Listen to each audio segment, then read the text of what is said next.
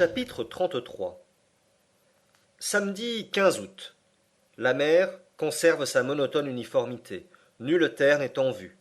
L'horizon paraît excessivement reculé. J'ai la tête encore alourdie par la violence de mon rêve. Mon oncle n'a pas rêvé, lui, mais il est de mauvaise humeur.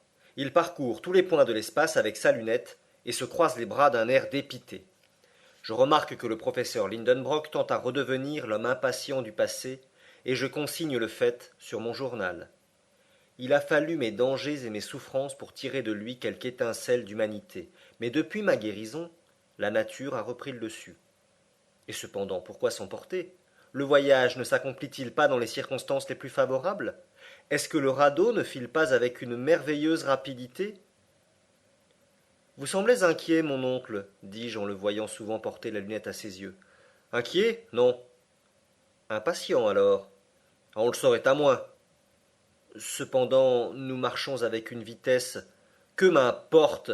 Ce n'est pas la vitesse qui est trop petite, c'est la mer qui est trop grande. Je me souviens alors que le professeur, avant notre départ, estimait à une trentaine de lieues la longueur de cet océan souterrain. Or, nous avons déjà parcouru un chemin 3 fois plus long, et les rivages du sud n'apparaissent pas encore. Nous ne descendons pas, répond le professeur. Tout cela est du temps perdu. Et en somme, je ne suis pas venu si loin pour faire une partie de bateau sur un étang. Il appelle cette traversée une partie de bateau, et cette mer un étang. Mais, dis-je, puisque nous avons suivi la route indiquée par Saknussemm, c'est la question. Avons-nous suivi cette route? Saknussemm a-t-il rencontré cette étendue d'eau? L'a-t-il traversée? Ce ruisseau que nous avons pris pour guide ne nous a-t-il pas complètement égarés? En tout cas, nous ne pouvons regretter d'être venus ici. Ce spectacle est magnifique et il ne s'agit pas de voir. Je me suis proposé un but et je veux l'atteindre. Ainsi, ne me parle pas d'admirer. Je me le tiens pour dit, et je laisse le professeur se ronger les lèvres d'impatience. À 6 heures du soir, Hans réclame sa paix, et ses 3 riksdals lui sont comptés. Dimanche 16 août. Rien de nouveau, même temps. Le vent a une légère tendance à fraîchir. En me réveillant, mon premier soin est de constater l'intensité de la lumière. Je crains toujours que le phénomène électrique ne vienne à s'obscurcir, puis à s'éteindre. Il n'en est rien. L'ombre du radeau est nettement dessinée à la surface des flots. Vraiment, cette mer est infinie. Elle doit avoir la largeur de la Méditerranée ou même de l'Atlantique, pourquoi pas? Mon oncle sonde à plusieurs reprises. Il attache un des plus lourds pics à l'extrémité d'une corde qu'il laisse filer de 200 brasses. Pas de fond. Nous avons beaucoup de peine à ramener notre sonde. Quand le pic est remonté à bord, Hans me fait remarquer à sa surface des empreintes fortement accusées. On dirait que ce morceau de fer a été vigoureusement serré entre 2 corps durs. Je regarde le chasseur. Tendel, dit-il. Je ne comprends pas. Je me tourne vers mon oncle qui est entièrement absorbé dans ses réflexions. Je ne me soucie pas de le déranger. Je reviens vers l'Islandais. Celui-ci, ouvrant et refermant plusieurs fois la bouche, me fait comprendre sa pensée. Des dents? Dis-je avec stupéfaction en considérant plus attentivement la barre de fer. Oui, ce sont bien des dents dont l'empreinte s'est incrustée dans le métal. Les mâchoires qu'elles garnissent doivent posséder une force prodigieuse. Est-ce un monstre des espèces perdues qui s'agite sous la couche profonde des eaux, plus vorace que le squale, plus redoutable que la baleine? Je ne puis détacher mes regards de cette barre à demi rongée. Mon rêve de la nuit dernière va-t-il devenir une réalité? Ces pensées m'agitent pendant tout le jour, et mon imagination se calme à peine dans un sommeil de quelques heures. Lundi 17 août. Je cherche à me rappeler les instincts particuliers à ces animaux antédiluviens de l'époque secondaire, qui, succédant aux mollusques, aux crustacés et aux poissons, précédèrent l'apparition des mammifères sur le globe. Le monde appartenait alors aux reptiles. Ces monstres régnaient en maîtres dans les mers jurassiques. La nature leur avait accordé la plus complète organisation. Quelle gigantesque structure, quelle force prodigieuse! Les sauriens actuels, alligators ou crocodiles, les plus gros et les plus redoutables, ne sont que des réductions affaiblies de leurs pères des premiers âges. Je frissonne à l'évocation que je fais de ces monstres. Nul œil humain ne les a vus vivants. Ils apparurent sur la terre 1000 siècles avant l'homme, mais leurs ossements fossiles, retrouvés dans ce calcaire argileux que les Anglais nomment le lias, ont permis de les reconstruire anatomiquement et de connaître leur colossale conformation. J'ai vu, au muséum de Hambourg, le squelette de l'un de ces sauriens qui mesurait 30 pieds de longueur. Suis-je donc destiné, moi, habitant de la Terre, à me trouver face à face avec ces représentants d'une famille antédiluvienne? Non, c'est impossible. Cependant la marque des dents puissantes est gravée sur la barre de fer, et à leur empreinte, je reconnais qu'elles sont coniques, comme celles du crocodile. Mes yeux se fixent avec effroi sur la mer. Je crains de voir s'élancer l'un de ces habitants des cavernes sous-marines. Je suppose que le professeur Lindenbrock partage mes idées, sinon mes craintes, car après avoir examiné le pic, il parcourt l'océan du regard. Au diable, dis-je en moi-même, cette idée qu'il a eue de sonder, il a troublé quelque animal dans sa retraite, et, si nous ne sommes pas attaqués en route, je jette un coup d'œil sur les armes, et je m'assure qu'elles sont en bon état. Mon oncle me voit faire et m'approuve du geste. Déjà de larges agitations produites à la surface des flots indiquent le trouble des couches reculées. Le danger est proche. Il faut veiller. Mardi 18 août.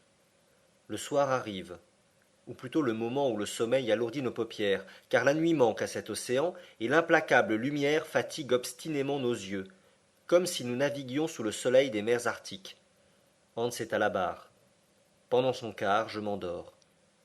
2 heures après, une secousse épouvantable me réveille. Le radeau a été soulevé hors des flots avec une indescriptible puissance et rejeté à 20 toises de là. Qu'y a-t-il? S'écrie mon oncle. Avons-nous touché? Hans montre du doigt, à une distance de 200 toises, une masse noirâtre qui s'élève et s'abaisse tour à tour. Je regarde et je m'écrie. C'est un marsouin colossal! Oui, réplique mon oncle. Et voilà maintenant un lézard de mer d'une grosseur peu commune. Et plus loin, un crocodile monstrueux. Voyez sa large mâchoire et les rangées de dents dont elle est armée. Ah, il disparaît. Une baleine, s'écrie alors le professeur. J'aperçois ses nageoires énormes, vois l'air et l'eau qu'elle chasse par ses évents. En effet, 2 colonnes liquides s'élèvent à une hauteur considérable au-dessus de la mer. Nous restons surpris, stupéfaits, épouvantés en présence de ce troupeau de monstres marins. Ils ont des dimensions surnaturelles, et le moindre d'entre eux briserait le radeau d'un coup de dent. Hans veut mettre la barre au vent afin de fuir ces voisinages dangereux, mais il aperçoit sur l'autre bord d'autres ennemis non moins redoutables, une tortue large de 40 pieds et un serpent long de 30 qui darde sa tête énorme au-dessus des flots. Impossible de fuir. Ces reptiles s'approchent. Ils tournent autour du radeau avec une rapidité que des convois lancés à grande vitesse ne sauraient égaler. Ils tracent autour de lui des cercles concentriques. J'ai pris ma carabine. Mais quel effet peut produire une balle sur les écailles dont le corps de ces animaux est recouvert? Nous sommes muets d'effroi. Les voici qui s'approchent. D'un côté le crocodile, de l'autre le serpent. Le reste du troupeau marin a disparu. Je vais faire feu.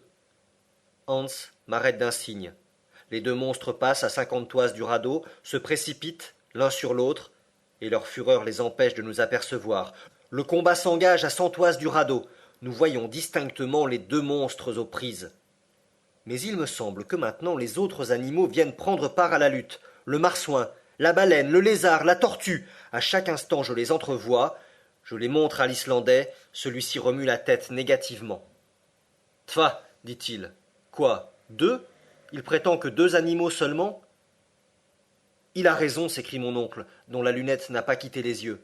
Par exemple, oui, le premier de ces monstres a le museau d'un marsouin, la tête d'un lézard, les dents d'un crocodile, et voilà ce qui nous a trompés. C'est le plus redoutable des reptiles antédiluviens, l'Ichthyosaurus. Et l'autre, c'est un serpent caché dans la carapace d'une tortue, le terrible ennemi du premier, le Plesiosaurus. Hans a dit vrai. 2 monstres seulement troublent ainsi la surface de la mer, et j'ai devant les yeux 2 reptiles des océans primitifs. J'aperçois l'œil sanglant de l'Ichthyosaurus, gros comme la tête d'un homme. La nature l'a doué d'un appareil optique d'une extrême puissance et capable de résister à la pression des couches d'eau dans les profondeurs qu'il habite. On l'a justement nommé la baleine des sauriens, car il en a la rapidité et la taille. Celui-ci ne mesure pas moins de 100 pieds, et je peux juger de sa grandeur quand il dresse au-dessus des flots les nageoires verticales de sa queue. Sa mâchoire est énorme, et d'après les naturalistes, elle ne compte pas moins de 182 dents. Le plésiosaurus, serpent à tronc cylindrique, à queue courte, a les pattes disposées en forme de rame, son corps est entièrement revêtu d'une carapace, et son cou, flexible comme celui du cygne, se dresse à 30 pieds au-dessus des flots. Ces animaux s'attaquent avec une indescriptible furie. Ils soulèvent des montagnes liquides qui refluent jusqu'au radeau. 20 fois nous sommes sur le point de chavirer. Des sifflements d'une prodigieuse intensité se font entendre. Les deux bêtes sont enlacées. Je ne puis les distinguer l'une de l'autre. Il faut tout craindre de la rage du vainqueur. 1 heure, 2 heures se passent. La lutte continue avec le même acharnement. Les combattants se rapprochent du radeau et s'en éloignent tour à tour. Nous restons immobiles, prêts à faire feu. Soudain, l'Ichthyosaurus et le Plésiosaurus disparaissent en creusant un véritable maelstrom au sein des flots. Plusieurs minutes s'écoulent. Le combat va-t-il se terminer dans les profondeurs de la mer? Tout à coup, une tête énorme s'élance au dehors, la tête du Plésiosaurus. Le monstre est blessé à mort. Je n'aperçois plus son immense carapace. Seulement son long cou se dresse, s'abat, se relève, se recourbe, cingle les flots comme un fouet gigantesque et se tord comme un ver coupé. L'eau rejaillit à une distance considérable. Elle nous aveugle. Mais bientôt l'agonie du reptile touche à sa fin. Ses mouvements diminuent, ses contorsions s'apaisent, et ce long tronçon de serpent s'étend comme une masse inerte sur les flots calmés. Quant à l'Ichthyosaurus, a-t-il donc regagné sa caverne sous-marine, ou va-t-il reparaître à la surface de la mer?